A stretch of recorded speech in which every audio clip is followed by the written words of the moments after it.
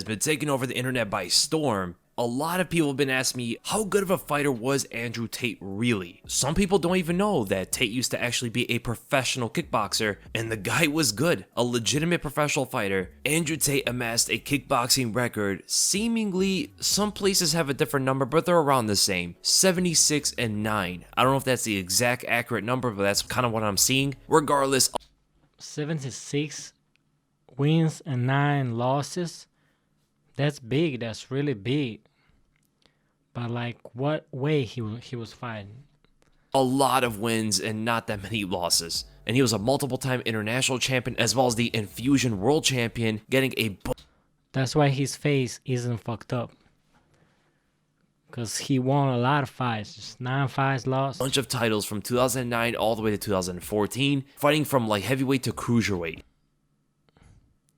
Light heavyweight, 81, 84, 88. Man, He even he's tried got his hand in some weight. MMA, undefeated in that. I know his height, but he's 14, way like fighting from 80 light heavyweight to kilos. cruiserweight. He even tried his 80 hand in to MMA, 88. undefeated in that sport, and did very well. Even beat 6'6" Luke Barnett, who a lot of people know for his run in the UFC. They eventually became friends, sparred a bit. I recommend you guys checking out that entire sparring video. It's actually an interesting one to look at because Barnett is a massive guy. But overall, Andrew Tate Damn, look at had the kick. an interesting one to look at because Barnett is a massive guy. Bam. But overall, Andrew Tate has a very unique style, an elusive, dexterous, and yet aggressive striking style combined with traditional martial art kicks, but more modern boxing. I'm watching this video because I just have seen it on Instagram. Jake Paul posted on Instagram a video, him and Andrew Tate meeting face to face. So I think they're gonna fight. So that's why I'm watching this video. I want to see Andrew Tate, how good is he? Because I watched some interviews with Andrew Tate, and he was saying like he was a kickboxer, he was a champion, and shit like that. And I want to see like, is it good or not? Because I don't know.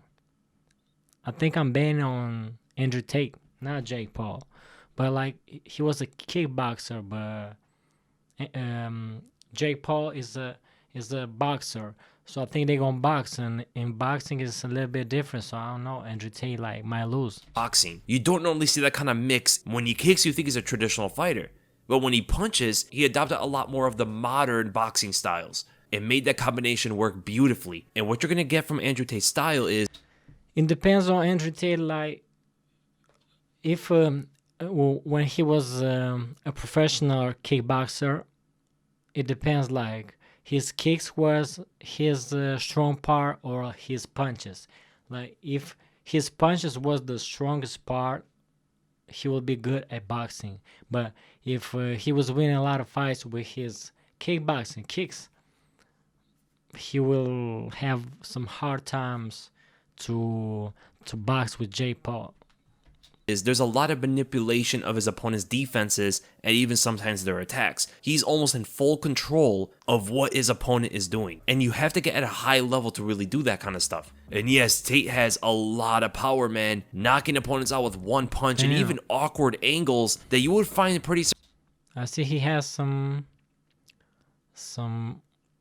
boxing power. That's good. surprising to generate the kind of power from. On the back foot, casting punches, while getting his own leg kicked out. Andrew Tate actually has some immense power in everything he throws, but he doesn't necessarily overextend the way a lot of fighters will have to generate that kind of power. But it's also behind good technique, who has multi-layered attacks wreaking havoc on opponents' bodies. He has some sharp punches to the body, man. That left hook to the liver is always there. Not only that, he is lightning quick for a guy his size, 6'3", fought at cruiserweight and also light heavyweight, which most likely had him walking a little bit north of 200 pounds back in those days, able to swing up his kicks at rapid speeds with different kind of angles, side kicks to the midsection or up top, as well as off-timing round kicks that he would put inside unique same-side combinations. For an example, he'll throw his left hand, and then the left kick, or his right hand, and then the right kick. This is such a great combination that you even saw UFC veteran Stephen Wonderboy Thompson get a knockout in the UFC doing this exact same thing. But I don't know, like, Jake Paul and Andrew Tate, they gonna fight in the boxing ring or like kickboxing ring or UFC. I really don't know. I think that it will be a boxing match, because when superstar be fighting, they be fighting on a box ring. And he also comes from the Boxing same ring. sport as Andrew Tate. Fighters are conditioned to defend alternating strikes, left, right, left, right. They don't necessarily recognize 'Cause if they will kickbox, Andrew Tate will win 100% because he has kicks. I don't know about Jay, but I like me personally. I don't think Jay has good kicks because he was trained more like his hands. He got hands, no cap. when same side attacks come out. Left, left, right, right. This is a big example why you saw Anderson Silva get knocked out by Chris Weidman way back in the day when Weidman doubled up on his right hand, which caused Anderson to lean into the opposite direction. And this is still a thing today. Combined with Boom. Tate's extremely quick and dexterous kicks, it makes the combo highly difficult to evade and or block effectively. And Andrew Tate's kind of tactic here with this combination, of course it's going to be all muscle memory and things he's been drilling for years, but this kind of combination is excellent in controlling the guard of his opponent. The punch is going to control of where the guard is going to close and where it's going to open. So in this instance, the jab is going to close up the guard up top, opening up the midsection, and that's where Tate is able to land these round kicks with his left leg, and he throws it seamlessly with one motion. There's not a choppy flow to this. The jab comes and the left kick is coming immediately afterward, which can make this combination pretty hard to see. Or another example of this would be him in the southpaw stance. Especially if it's fast. Imagine like he want to kick you, you put like you block him, and at the same time it's coming like a leg in your fucking stomach. Damn. He's able to switch effectively, throw out the lead right hook up top, which is going to get the guard to tighten up on the sides of the head, but open up the center. Because the center is opened up, Tate is able to throw up a side kick to the face, an attack that I routinely say is a very underused technique. And I believe in the near future, a lot more of the top fighters are going to be using this. This technique he used throughout his entire kickboxing career, and nobody was really able to address it. And this form of control of the opponent's defenses also expanded to other avenues. For an example, chambering the lead side kick is going to trigger out the leg raise of the opponent in order to block the side kick. This defense is going to cause his opponent to plant for Tate's next move. So Tate intelligently feints high to cause a refocus of his opponent. He now believes a punch is going to come up top. With all of his focus on his hands, he lowers his leg to the floor, which opens up a big leg kick from Tate. Or what about the double feint overhand that he landed on his German opponent here?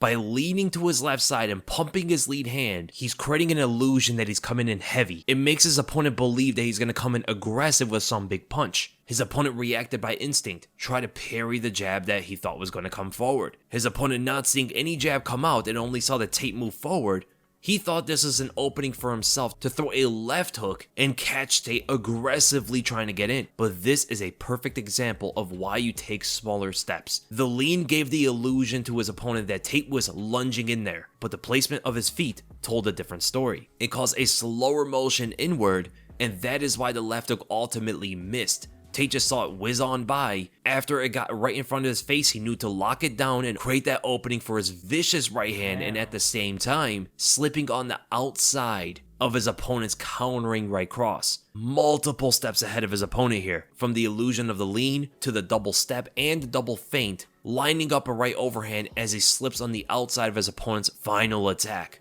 Intelligent stuff by Andrew Tate there. Or what about the time he leaped in with the left hook and moved out to his left side, which is going to open up the entire right side of himself for his opponent to escape to. So Tate is pretty much filling in that left space, so it gives his opponent a full sense of escape on the other side. And Tate was looking up to line up a head kick, which was the ultimate trap from his opponent's quote-unquote free escape. But the only reason why this head kick...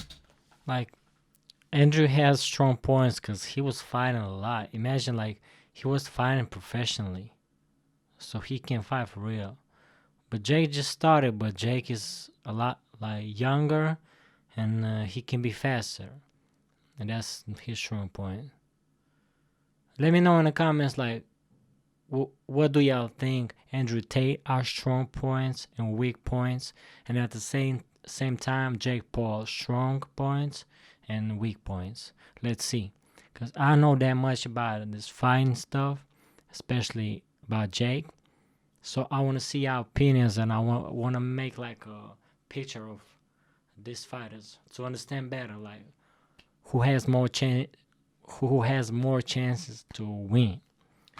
Did not land was because he actually rocked his opponent with the left hook, and that was partially blocked, which shows you the power that Tate has in his hands. If his opponent did not get rocked by the hook, he would have repositioned his stance into the head kick. But ultimately, it was intelligent work from Tate working for that angle. Now, we went from him manipulating his opponent's defenses, but what about manipulating their attacks? So we already know that Tate usually keeps a rather tall stance. Doesn't really give his leg up to his opponent to attack, but here he did it, and it showed to be a bit more uncharacteristic of his style. He went into a rather exaggerated karate stance that you don't normally see a lot of people do unless they're trying to fake out their opponent or show some flash for the audience. And in this case, he was trying to draw out that leg kick, noticing how wide his stance is, that lead leg is there for the taking, or at least his opponent thought so. By throwing the leg kick, Tate slides backward very quickly, which naturally gets himself into a stance to throw up a head kick right from there. His opponent tried to get away as fast as he could, but still gets caught by the end of it. So again, we ask the question, how good is Andrew Tate really? The answer is really good, and I wonder if he actually pursued it even more. How far would he have gotten? With the competition that he was facing, he was tearing a lot of these guys apart. He has a couple losses just like every kickboxer in the world. Nobody really goes without losing down the road. He did it at a younger age as well. There's always learning situations that are going to happen, and ultimately made him an even better fighter. There's a lot of people that want to see him fight Jake Paul in boxing, and I think that'll open up a lot of people's eyes as well as to how good of a striker Andrew Tate is.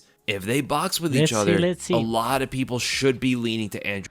Hope they will box, man. Tate's side. So ultimately, I hope you guys enjoyed the breakdown. Because at the same time, like, people be saying Jake be faking it, like his match. Like, me personally, I don't think it's fake matches. He was playing like Silva, I think. Or how was his name? I forgot. And he made like a knockout. I think it's real. I don't think it's fake. But at the same time, with Andrew Tate, if they will fight, I don't think Andrew Tate will take the money to fake something, you know?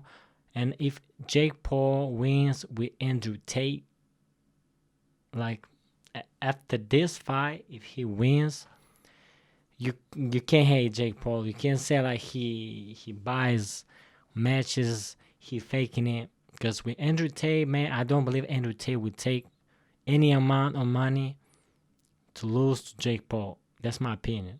So if Jake wins, you know, it's legit, like, for real. Like, before, a lot of people, you can say like, it was fake, he's not that good. But here, if he wins, you can't say shit about Jay, you know? And if you did, make sure to give this a thumbs up. If you enjoyed my content, make sure to subscribe, hit the bell, and I'll see you guys in the next video. Yeah. He was really nice, man. He has a lot of wins and only 9 losses. Like 73, I think, wins and 9 losses. Like, this thing shows us that he was a good fighter.